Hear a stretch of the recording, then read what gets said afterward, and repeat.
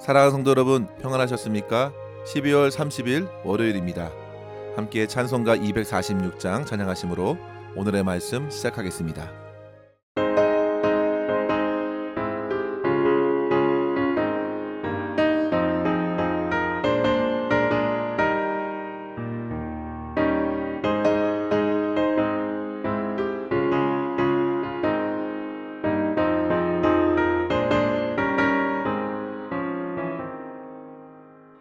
나 가나안 땅 귀한 성에 들어가려고 내 무거운 짐 벗어버렸네.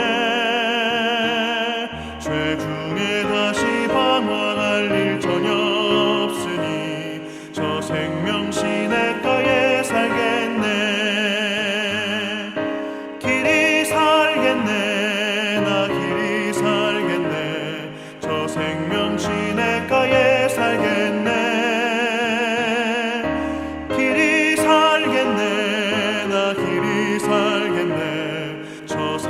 시냇가에 살겠네.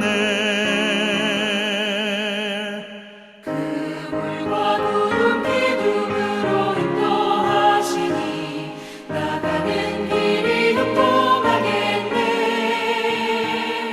그 요단강을 내가 지금 건넌 후에는 저 생명 시냇가에 살겠네.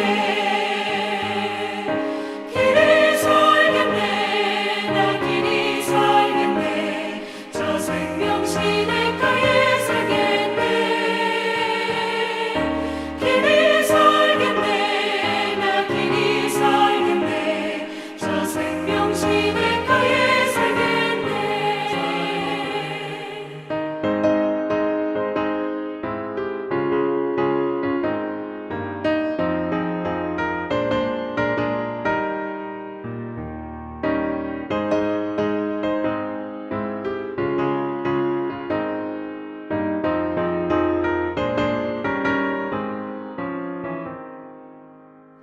내 주린 영혼 만나로서 먹여주시니 그 양식 내게 생명 되겠네. 이후로 생명 양식 주와 함께 먹으며 저 생명 시냇가에 살겠네. 길이 살겠네. 나 길이 살겠네. 저 생명 시냇가에 길이 살겠네. 나 길이 살겠네. 저 생명 시냇가에 살겠네.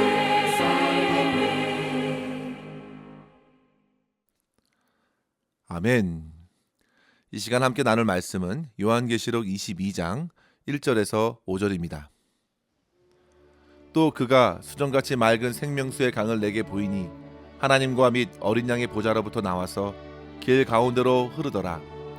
강 좌우에 생명나무가 있어 12가지 열매를 맺되 달마다 그 열매를 맺고 그 나무 잎사귀들은 만국을 치료하기 위하여 있더라. 다시 저주가 없으며 하나님과 그 어린 양의 보좌가 그 가운데 있으리니 그의 종들이 그를 섬기며 그의 얼굴을 볼 터이요 그의 이름도 그들의 이마에 있으리라. 다시 밤이 없겠고 등불과 햇빛이 쓸데없으니 이는 주 하나님이 그들에게 비치심이라. 그들이 세세토록 왕노릇 하리로다. 아멘. 성도 여러분, 어느덧 2024년 한 해를 마감하는 주간을 맞게 되었습니다.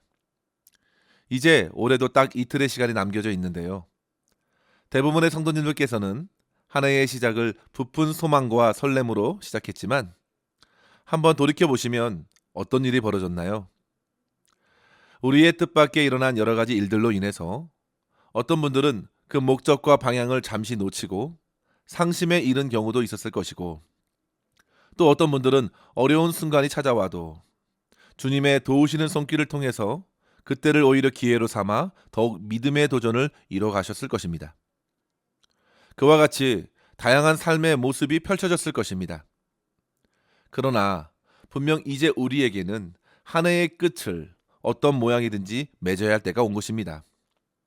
시작이 있으면 반드시 끝이 있습니다. 이것이 곧 주님께서 모든 사람들에게 비춰주신 진리입니다. 만물의 시작이 있으면 반드시 끝이 있다고 성경도 이 사실을 가르쳐 주셨습니다. 그렇다면 우리는 질문할 수 있겠습니다. 어떻게 성도들에게 찾아온 그 시작과 끝을 이뤄가야 하는가? 그에 대한 대답은 계시록에서 분명히 찾아볼 수 있겠습니다. 계시록 1장 8절에 보시면 하나님께서 이르시기를 나는 알파와 오메가라 이제도 있고 전에도 있었고 장차 올 자요 전능한 자라 하시더라. 그리고 계시록 21장 6절에도 보시면요. 또 내게 말씀하시되 이루었도다 나는 알파와 오메가요 처음과 마지막이라 내가 생명수 샘물을 목마른 자에게 값없이 주리니.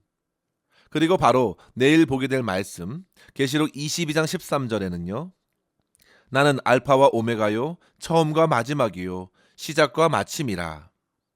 즉 성도 여러분, 시작과 끝이 되신 우리 주 예수 그리스도를 믿음으로 바라보면서 그분과 함께 그분을 따라 오늘 하루를 시작할 수만 있다면 그것은 최고의 시작이 될 것이고, 그 주님과 함께 모든 일과를 마치고 모든 생을 마칠 수만 있다면 그것이야말로 최고의 마무리가 될 것이 분명합니다. 이러한 은혜를 저와 여러분이 풍성히 누릴 수 있기를 간절히 바랍니다. 오늘 말씀은 만물의 마지막의 모습을 우리에게 보여줍니다. 그것은 곧 새 예루살렘 성의 모습에서 드러난 완성된 하나님의 나라, 하나님의 교회입니다.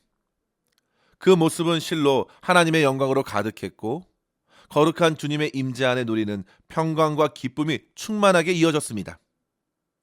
성도 여러분, 저와 여러분을 향한 주님의 마음은 새 예루살렘의 영광으로 가득한 천국을 이루는 교회라는 사실이죠.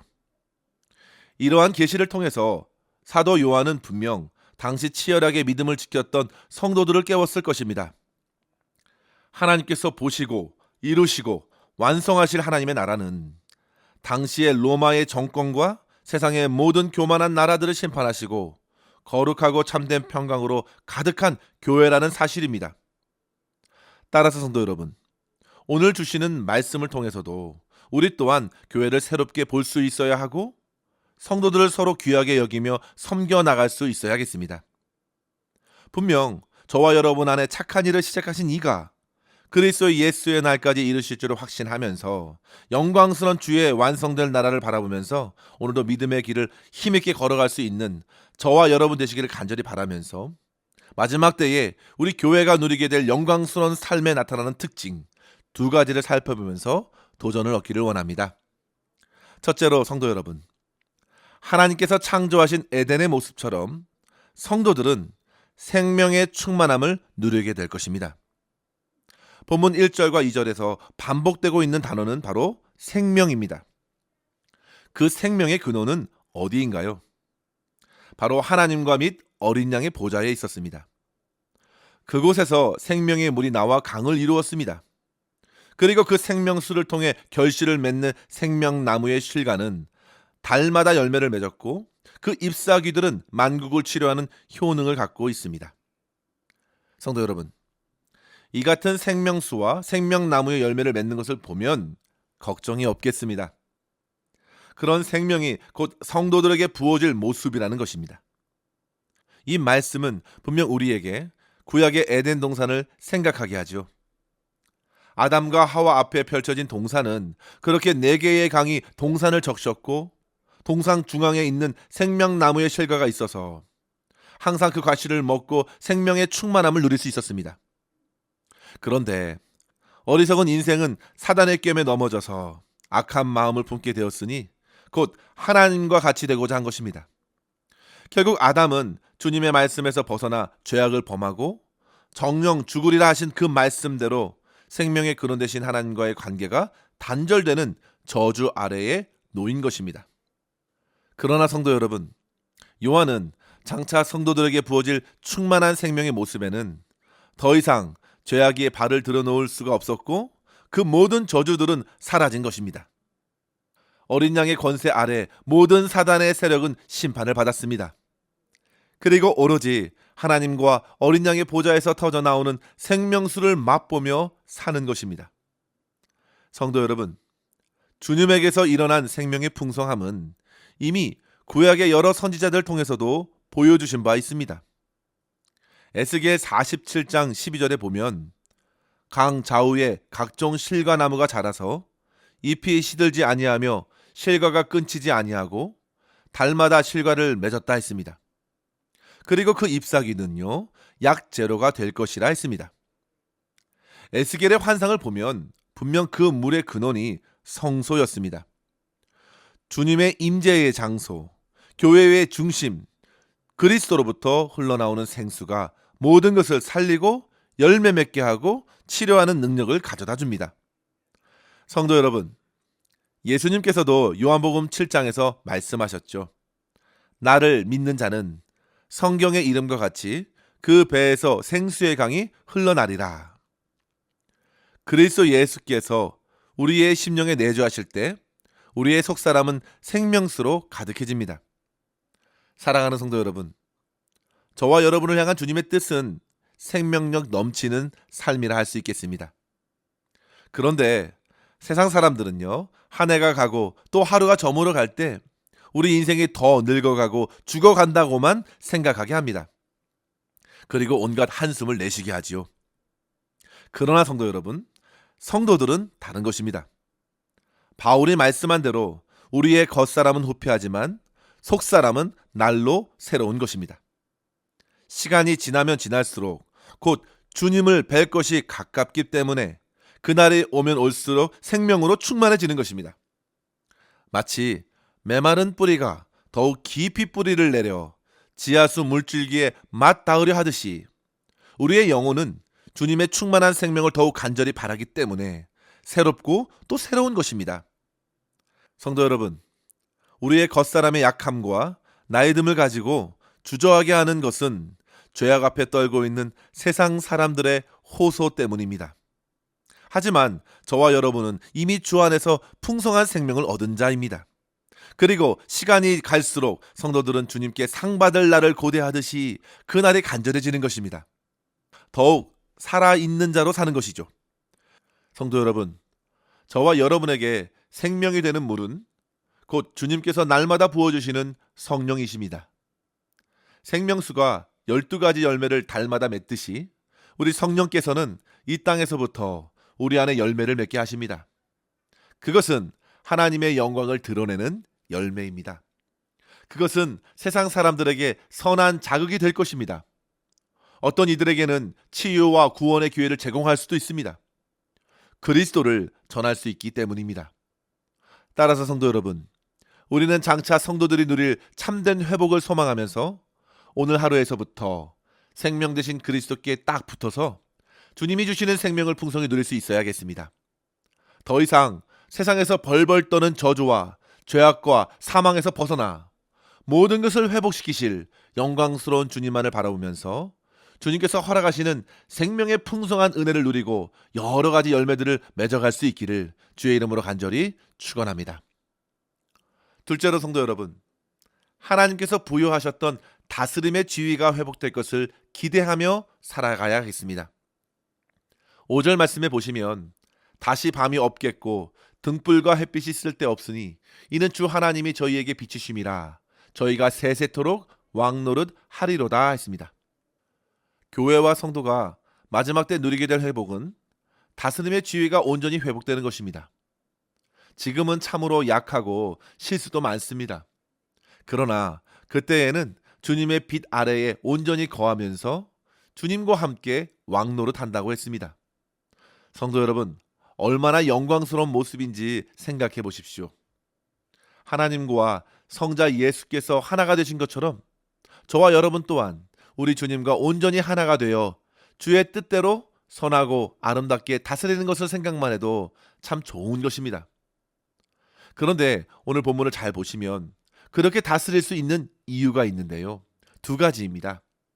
하나는 그들이 먼저 하나님을 온전히 섬기는 자였기 때문이고, 두 번째는 그들이 모두 하나님께 속한 자이기 때문에 참되게 다스리는 것입니다. 3절 말씀에 보시면 그의 종들이 그를 섬기고 그의 얼굴을 볼 것이라 했습니다. 천국에서 성도들이 하나님을 온전히 섬기고 주님의 얼굴을 바라보면서 주님과 함께 왕노로 타는 것입니다. 그리고 그들의 이마에는요, 하나님의 이름이 있어서 모든 섬기는 것마다 하나님의 뜻을 드러낼 수 있으니 참으로 참된 회복이 아닐 수 없겠습니다. 사랑하는 성도 여러분, 이러한 다스림의 지위가 회복될 것을 믿음으로 바라보시고 오늘 저와 여러분의 삶에서도 주님의 다스리심을 따라 주어진 모든 상황에서 주님의 뜻이 이루어지기를 더욱 간절히 사모할 수 있어야겠습니다. 주님께서 우리에게 가르쳐 주신 주기도문대로 하늘의 뜻이 이 땅에 이루어질 것을 바라는 것이 바로 성도들의 마음가짐이어야 합니다. 따라서 성도 여러분, 이를 위해 우리는 날마다 깨어 기도하되 천국의 교회를 바라보면서 먼저 주님을 열심히 그리고 성실히 섬길 수 있어야겠습니다. 그리고 간절하게 우리의 필요한 모든 것을 주님께 구하고 주님께서 주신 힘으로, 지혜로, 믿음으로 세상을 섬겨 나가면서 세상 가운데 우리가 하나님께 속한 자임을 드러내는 삶을 살아내면서 주변의 사람들에게도 그리스도의 사랑을 나누고 복음을 그들에게 전하면서 하나님께 큰 영광 돌릴 수 있는 성도로서 주의 날을 맞이할 수 있기를 주의 이름으로 간절히 축원합니다. 기도하겠습니다. 하나님 아버지 감사합니다. 오늘도 주의 생명의 말씀으로 우리를 깨우시고 처음과 나중 되시는 주 예수 그리스도를 바라보게 하시니 감사합니다. 우리의 모든 시작과 끝을 주관하시는 하나님, 날마다 모든 순간마다 주님만을 의지하게 하여 주시고 주님께서 완성하실 그 하나님의 나라를 바라보며 허락하신 교회를 든든히 세워나가게 하여 주시옵소서. 주님의 몸된 교회를 통하여 오직 주님만을 기쁘게 섬기게 하여 주시고 주신 은혜를 힘입어 세상에 나아가 주님의 사랑과 복음으로 살아가면서 주님의 영광을 나타내는 성도로 승리케 하여 주시옵소서.